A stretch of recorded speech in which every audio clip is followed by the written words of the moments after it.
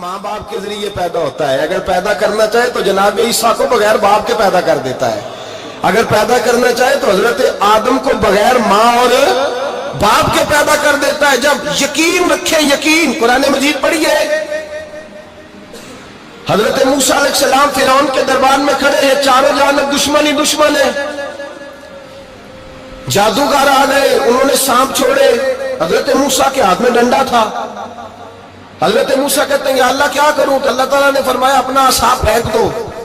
کہنا چاہیے تھا نا کہ یا اللہ ایک ہی تو شے ہے, اتنے سانپ ہے, بچانے کے لیے ڈنڈا ہے وہ پھینک دوں. ڈنڈا پھینکا جاتا ہے, سانپ کو دیکھ کر کے قابو کیا جاتا ہے. یہ میرا اور آپ کا ذوق ہے نا, لیکن انبیاء کرام کا انداز ملاحظہ کیجئے میرے عزیزو. اللہ فرماتے ہیں ڈنڈا, اے موسیٰ ڈال دے اپنا عصا. پہلے نہیں فرمایا کہ سانپ بن جائے گا, فرمایا بس تو ڈال دے. میں اور آپ ہوتے ہیں تو سامنے ہے, ڈنڈا ہاتھ میں, ہم کہیں گے عجیب بات ہے, یہی تو دفاع کی چیز ہے, اسی کو ڈال دوں تو بچوں گا کیسے؟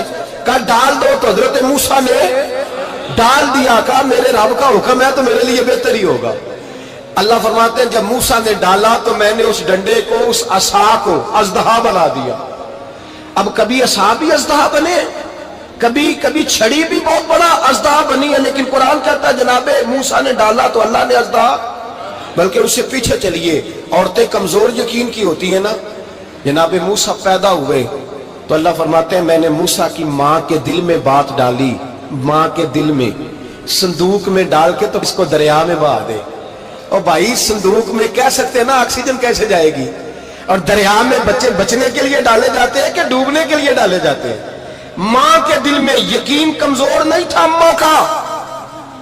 انبیاء کے ماں باپ موحد ہوتے ہیں, دین کو ماننے والے. ماں کے دل میں اللہ نے بات, اللہ قرآن میں کہتے میں نے وحی کی, میں نے القاء کیا, میں نے بات ڈالی.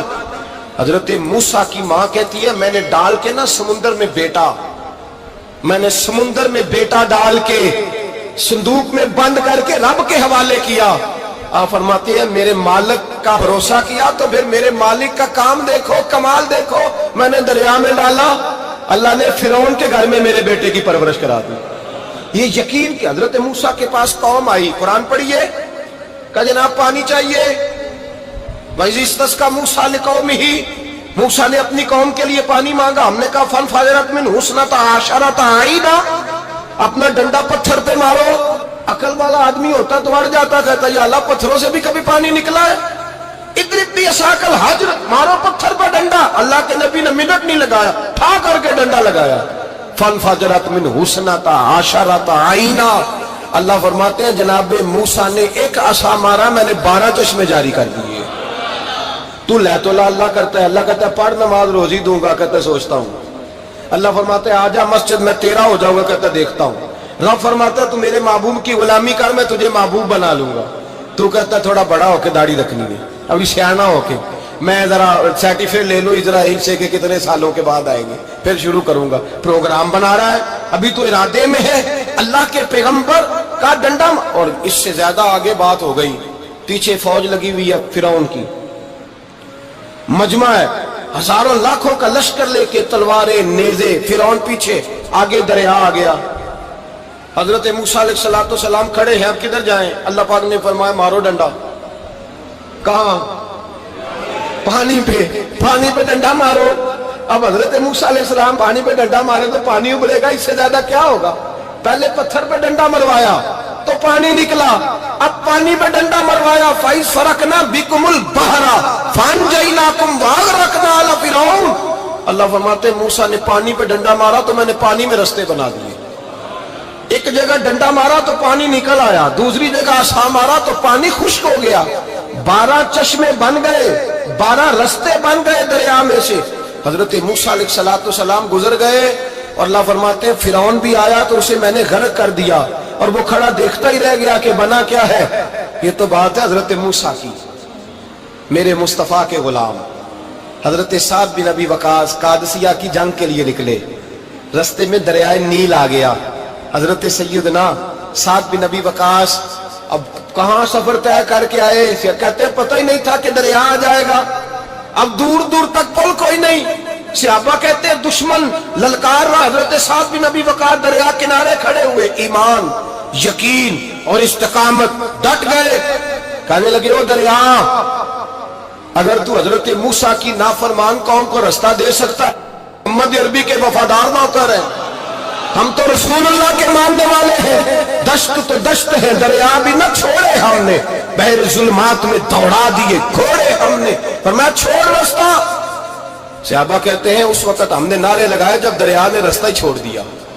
کہتے ہیں پھر اللہ رسول پر ہم ذکر کرنے لگے، درود پڑھنے لگے، دریا سے رستے بن گئے. فرماتے ہیں 10,000 کا لشکر گزر گیا. اس پار جب گیا نا تو حضرت سعد بن ابی وقاص نے پھر مجمع پہ نظر ڈالی. فرمایا کسی کی کچھ ہے تو نہیں رہ گئی پانی میں، کوئی دریا میں چیز تو نہیں رہ گئی. ایک صحابی کہنے لگے میرا مٹی کا پیالہ رہ گیا ہے. یار ذرا دیکھیے انداز دیکھیے، مٹی کا پیالہ. اور یار چھوڑ پڑا، مٹی کا پیالہ کیا ہوتا ہے؟ اب تو مٹی کے پیالے کی بات کرے گا. چھوڑ دے، کیا کرتا ہے؟ اس نے کہا پیالہ میرا رہ گیا ہے. تو حضرت سعد بن ابی وقاص کہنے لگے کیوں ہمارا پیالہ رہ جائے، ہم رسول اللہ کے نوکر ہیں. ایمان، یقین اور استقامت کی دولت. پھر دریا کی طرف دیکھا، کہنے لگے چل یار ہمارا پیالہ بھی واپس کر دے. صحابہ کہتے ہیں دریا کی لہر آئی اور پیالہ بھی واپس کر دے. اور میرے بھائی جب ایمان کی دولت، یقین کی دولت، اعتماد کی دولت، جو بابا کہتا ہے نا کہ معاذ اللہ تعالیٰ الو کا خون لے آؤ اور شیر کی کھلڑی لے آؤ، میں کالا پیلا نیلا جادو کروں گا، اس پر لوگ دوڑ کے جاتے ہیں، 50-60 ہزار روپیہ بھی دے آتے ہیں دوڑ کے. اور اگر کہا جائے کہ مسجد آؤ 4 رکعت نماز پڑھو، حاضری تو مسجد کی، تو کہتے ہیں معرفت والے ہیں. معرفت والے نمازیں نہیں پڑھتے، وہ کون سی معرفت ہے؟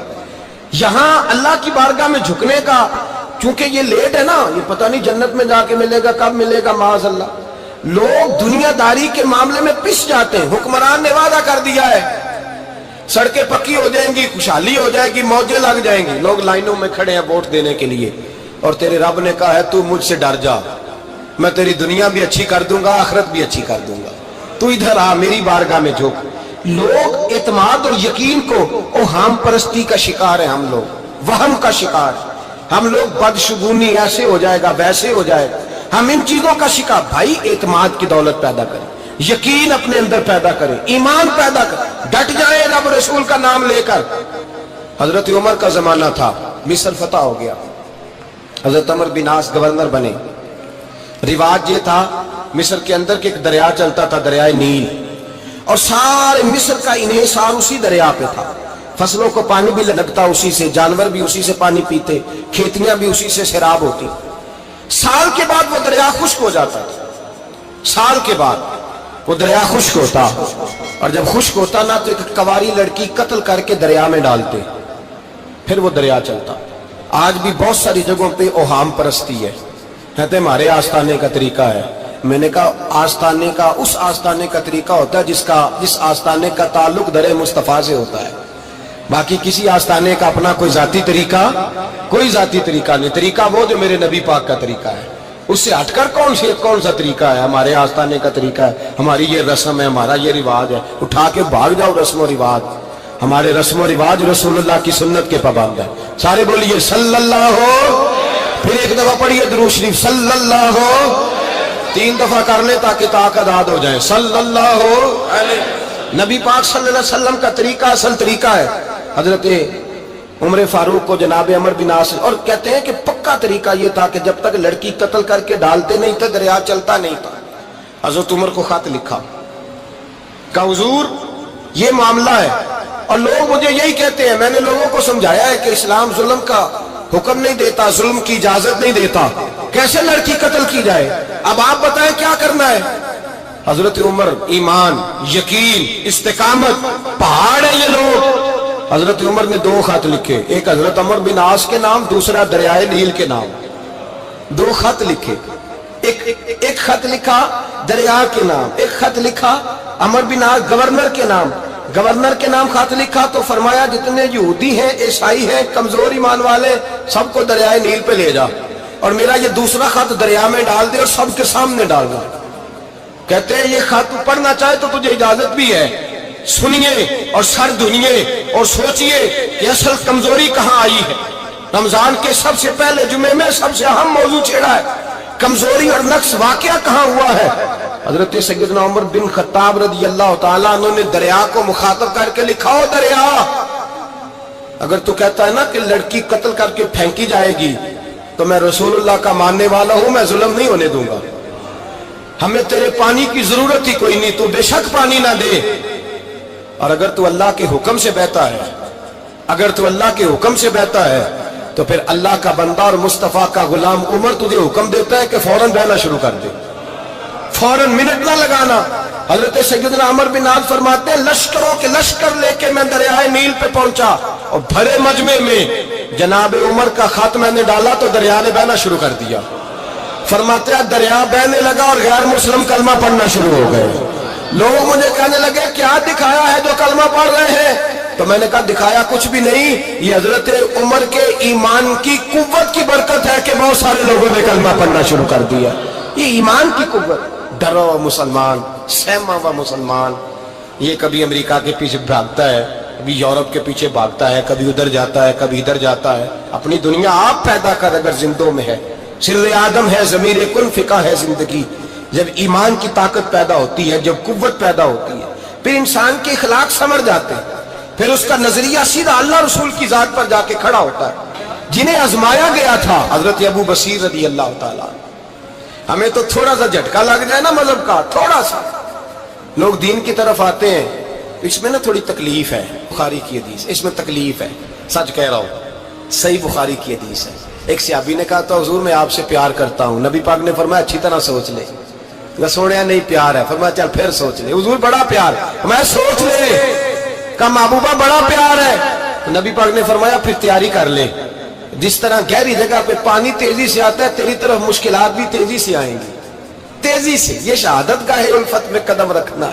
لوگ آسان سمجھتے ہیں مسلمان ہونا، ذرا اچھی طرح سوچ لے، جو مجھ سے محبت کا دعویٰ کرے گا اسے تکلیف ہے، بولو اسے تکلیف ہے، یہ پکی بات۔ جو محبت میں مخلص ہو وہ دیکھ لے میں آزمائش میں کتنا ہوں۔ تو اگر کوئی کہتا ہے نہیں مذہب میں جائیں گے تو موجیں لگ جائیں گی، تو یہ بات درست نہیں ہے، یہ تو بڑا مشکل کام ہے۔ یہ تو اس سے پوچھو نا جو اس منصب پہ ہے، یہ کٹھن مرحلہ ہے، کٹھن۔ یہ شہادت گاہ الفت میں قدم رکھنا۔ لوگ آسان سمجھتے ہیں مسلمان ہونا، روتا ہے فلک برسوں، پھر جا کے یہ حالات درست ہوتے ہیں۔ تو بھائی یاد رکھیں اور سمجھیں، حضرت ابو بصیر رضی اللہ تعالیٰ عنہ، نبی پاک صلی اللہ علیہ وسلم نے طے کر لیا کفار کے ساتھ، حدیبیہ کی جنگ ہوئی تو فرمایا اگر کوئی مسلمان مکے چلا جائے گا تو کافر کہنے لگے ہم واپس نہیں کریں گے، اور اگر کوئی کلمہ پڑھنے والا ستایا ہوا مسلمان مدینے آئے گا تو مسلمانوں کو واپس کرنا پڑے گا مسلمان اپنا بندہ نہیں رکھ سکتے۔ اور مسلمانوں کا کوئی شخص غلطی سے بھی مکے چلا گیا تو مکے والے واپس نہیں کریں گے۔ حضرت ابو بصیر رضی اللہ تعالیٰ عنہ صحابی تھے، باپ نے، بھائی نے، محلے والوں نے قید کیا ہوا تھا کلمہ پڑھنے کی وجہ سے، پیروں میں زنجیریں تھیں، بیڑیاں تھیں، کسی طریقے سے جیل توڑ کے دوڑے مدینے پہنچے۔ کہتے ہیں رستے میں کسی آدمی کے ساتھ گھوڑے پہ کچھ دیر بیٹھا پھر پیدل چلا۔ صحابہ کہتے ہیں اتنا دردناک منظر بڑا کم ہم نے دیکھا۔ ابو بصیر جس گلی سے گزرتے وہاں خون پھیل جاتا، ان کی ٹانگیں خون سے کٹتی، وہ زنجیریں بندھی ہوئی در رسول پہ۔ حضور میں بھاگ کے آیا ہوں۔ کہتے ابھی نبی پاک صلی اللہ علیہ وسلم ان کی بات سن ہی رہے تھے کہ پیچھے سے قریش کے 2 سپاہی بھی آ گئے، کہنے لگے یہ بھاگ کے آیا ہے اور آپ کا وعدہ تھا کہ آپ واپس کریں گے۔ چشم زدن میں ذرا سوچنا، چشم زدن میں تھوڑی دیر کے لیے غور کرنا کہ ہمیں ہمارا استاد، ہمارا پیر دھتکار دے کہ جا دوڑ جا، تو کہتے ہیں بسم اللہ جناب یہ جا رہے ہیں۔ ایمان کی پختگی دیکھیں، اس نے تو ہمیں نکال ہی دیا جی، وہ کیسا بندہ ہے۔ یہاں تو کسی کے یہاں کوئی فاتحہ پڑھنے نہ جائے تو لوگ بگڑ جاتے ہیں، کہتے ہیں اس نے سلام نہیں لی، فاتحہ نہیں پڑھی، بس ختم، اس کو احساس ہی نہیں۔ حضرت سیدنا ابو بصیر سامنے کھڑے، سامنے 2 سپاہی آ گئے۔ ذرا دیکھیے ایمان کی پختگی، ایمان، یقین اور استقامت۔ امام بہقی نے دلائل کے اندر لکھا ہے، فرماتے ہیں نبی کریم صلی اللہ علیہ وسلم نے ان کی طرف دیکھا تو حضور کی مقدس آنکھیں آنسوؤں سے بھر گئیں۔ حضور نے فرمایا ابو بصیر تیری تکلیف مجھے نظر آ رہی ہے پر میں نے وعدہ کیا ہوا ہے، میں نے وعدہ۔ بھائی یہاں ڈٹ کے رہنا بڑا مشکل ہے، یہاں قائم رہنا بڑا کٹھن مرحلہ ہے۔ یہاں آزمائش کے موقع پر دین پر انہوں نے تو رکھا ہی نہیں، لوگ تانے دیتے ہیں، باتیں کرتے ہیں، رکھا ہی نہیں، تو پھر ان کا بنتا ہے۔ حضور نے فرمایا تجھے جانا پڑے گا۔ صحابہ کہتے ہیں پورے مدینے میں ایسے تھا جیسے سوگ کا سما ہو، جب وہ دو سپاہی حضرت ابو بصیر کو پکڑ کے لے جا رہے تھے تو وہ پلٹ پلٹ کے پیچھے دیکھتے تھے، پلٹ پلٹ کے، پیروں میں خون ہے، آنکھیں آنسوں سے بھری ہوئی۔ فرماتے ہیں جب وہ پلٹ رہے تھے تو مدینے کی گلیاں بھی رو رہی تھی۔ میرے نبی پاک جب وہ آنکھوں سے اوجھل ہو گئے تو حضور بیٹھ گئے زمین پہ، نبی پاک نے رونا شروع کر دیا۔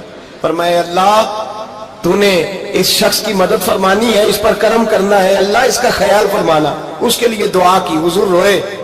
حضرت ابو بصیر باہر نکلے تو وہ جو کافر تھے نا وہ کہنے لگے تو بڑا بنتا تھا ان کا، انہوں نے تجھے رکھا نہیں، تجھے رکھا بھی نہیں۔ تو حضرت ابو بصیر نے تھپڑ مارا منہ پہ، کہنے لگے میں وہ نہیں جو تھوڑی سی بات سے بدل جاؤں، ایمان یقین اور استقامت کی دولت ملی ہوئی ہے۔ آپ فرمانے لگے میرا تو ایمان اور پختہ ہو گیا ہے کہ میرا نبی اپنے وعدوں کا بڑا پابند ہے، میرا رسول اپنے وعدوں کا بڑا پابند ہے۔ حضرت ابو بصیر کہتے ہیں مدینے کی سرحد گزر گئی تو میں نے کھینچی تلوار، ان میں سے ایک سپاہی، اب آؤ میرے مقابلے میں جس نے آنا۔ ایک کو مارا، دوسرا بھاگ گیا۔ فرماتے اب میں مکے جا نہیں سکتا تھا، جاؤں گا تو وہ زیادہ ماریں گے، مدینے حضور نے قبول نہ فرمایا۔ فرماتے ایک جنگل میں جا کے العیس نام کی ایک بستی تھی، وہاں ڈیرا لگا لیا، دریا کے کنارے، پانی پی لیتا، پتے کھا لیتا، تن تندور ہڈاں دا بالن تے اسی ہاواں نال تپایا، کپ کپ مکیاں پیڑے کیتے تے اتوں صبر پلیتھن لایا، تن دی ہانڈی تے من دا سالن اتے لون صبر دا پایا۔ غلام فریدا وے میں ساری تیری، غلام فریدا وے میں ساری تیری، تینوں وجہ یقین نہیں آیا۔ فرماتے سالوں پتے کھائے، اب جو بھی وہاں سے تنگ ہوتا وہ میرے پاس آ کے پناہ لیتا، جس کو مکے والے مارتے میرے پاس آ کہتے تانے دینے والے آ کے کہتے تم کس طرح کے نوکر ہو، تمہیں تو انہوں نے رکھا ہی نہیں۔ ہم نے کہا چپ کر جا، وہ ہمارے آقا ہیں، وہ ہمارے آقا ہیں، رکھے تب بھی ٹھیک ہے، نہ رکھے اللہ اکبر۔ ایمان دیکھو، قوت دیکھو، جڑیاں خصماں دی وچ رضا وسن، پاگ جاگ جاندے انہاں گولیاں دے، تے میں گڈی ہتھ ڈور سجن دے، او جنج رکھے اونج رہنا ہے، واجب نہیں جے وچ شریعت مندہ خصم نو کہنا۔ فرمایا بس ٹھیک ہے، جس طرح حضور راضی ویسے ہی ہم راضی۔ حضرت ابو بصیر رضی اللہ تعالیٰ عنہ کے پاس 300 صحابہ کٹھے ہو گئے، 300۔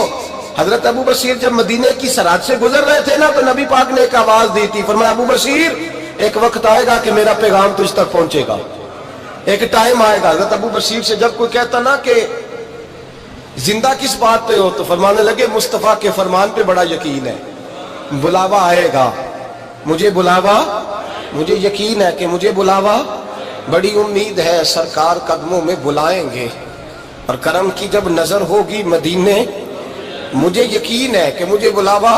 حضرت ابو بصیر رضی اللہ تعالیٰ عنہ فرماتے ہیں کہ وقت گزرتا گیا، 300 لوگ کٹھے ہو گئے۔ جب کوئی مسلمانوں کا قافلہ مکے کے پاس سے گزرتا تو مکے والے لوٹ لیتے تھے، حضور نے بھی اجازت دی مدینے والوں کو، اگر ان کا قافلہ کوئی آئے تمہیں بھی حملے کی اجازت ہے، کفر کا مال مال غنیمت ہے۔ حضرت ابو بصیر کہتے ہیں جب بھی ہمارے قریب سے وہ رستہ تھا شام کی طرف جانے کا، جب بھی کافر گزرتے ہم ان کے قافلے پکڑ لیتے، لوٹتے، ہم بھی ان کو اس طرح کی سزا دیتے جو مسلمانوں کو دیتے تھے۔ فرماتے ان کا جینا محال ہو گیا، ہاتھ باندھ کے نبی پاک کی بارگاہ میں گئے، کہنے لگے یہ شرک ختم فرما دیں اور آپ ان کو بلا لیں، بلا لیں۔ حضرت ابو بصیر فرماتے ہیں میں بوڑھا آدمی تھا، دن بھر میں کام کرتا، محنت کرتا، اس علاقے میں کھیتی باڑی کرتا، جب رات ہوتی تو میں کسی پہاڑ کے ٹیلے پہ بیٹھتا اور مدینے کی جانب منہ کر لیتا، اور میں انتظار کرتا بلاوا کب آئے گا، کب حضور کا پیغام آئے گا، میں انتظار کرتا۔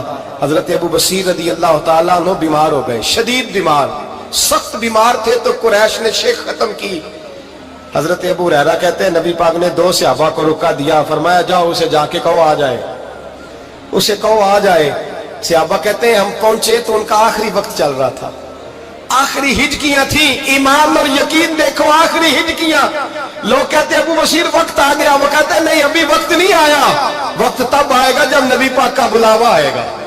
حضور کا وعدہ تھا وقت تب آئے گا جب میرے نبی کا بلاوا آئے گا، ابھی بلاوا نہیں آیا تو ابو بصیر کا وقت بھی نہیں آیا۔ صحابہ کہتے ہیں ہم نے جا کے رکا، تھمایا، اٹھنے کی بھی طاقت نہیں تھی۔ جب حضور کا رکا لیا نا تو دونوں یوں مٹھیاں بند کر لی، گویا جھوم جھوم کے نعرے لگانے لگے آؤ دیکھو میرے نبی کے وعدے کتنے سچے ہیں، آؤ دیکھو حضور کے وعدے، چومتے حضور کا نامہ، سر پہ رکھتے، سینے سے لگاتے۔ اور کہتے ہیں پھر بلند آواز سے کلمہ پڑھنے لگے. کہنے لگے حضور میں حاضر ہوا. یا رسول اللہ میں آیا. کہتے ہیں بلند آواز سے کلمہ پڑھا اور ان کی روح پرواز کر گئی. ان کی روح پرواز کر گئی. نبی رحمت صلی اللہ علیہ وسلم کے غلاموں کا یقین اعتماد اتنے اعلیٰ درجے کا. کمزور مسلمان, دائیں بائیں دیکھتا مسلمان, کفر کے وعدوں پر اعتبار کرتا, یہودی عیسائی اور سکھ کے وعدوں پر اعتبار کرتا, دنیا دار ٹھگ اور چور کے وعدوں پر اعتبار کرتا, یہ رب کریم کے وعدے پر اعتبار نہیں کرتا. یہ اللہ رسول کے ساتھ اپنی توجہ کو مبذول نہیں کرتا. میرے رسول کریم سید عالم صلی اللہ علیہ وسلم کے غلاموں نے اعتماد کر کے, یقین کر کے ہمیں بتلایا ہے کہ جب تیرے پاس یقین کی دولت ہوتی ہے پھر تو دنیا کا طاقتور آدمی ہوتا ہے. جب تیرے پاس ایمان کی قوت ہوتی ہے تو دنیا کا سب سے مضبوط شخص ہوتا ہے. اپنے آپ کو مضبوط کریں, اپنے اندر ایمان کی توانائی پیدا کریں. یہ جھوٹے وعدوں پر, جھوٹی تسلیوں پہ اپنے آپ کو زندہ نہ رکھیں. نہ دیکھیں دائیں بائیں کیا ہو رہا ہے, توجہ سیدھی اللہ رسول کی جانب رکھیں. مضبوط ایمان پیدا کریں, تگڑا دانائی والا.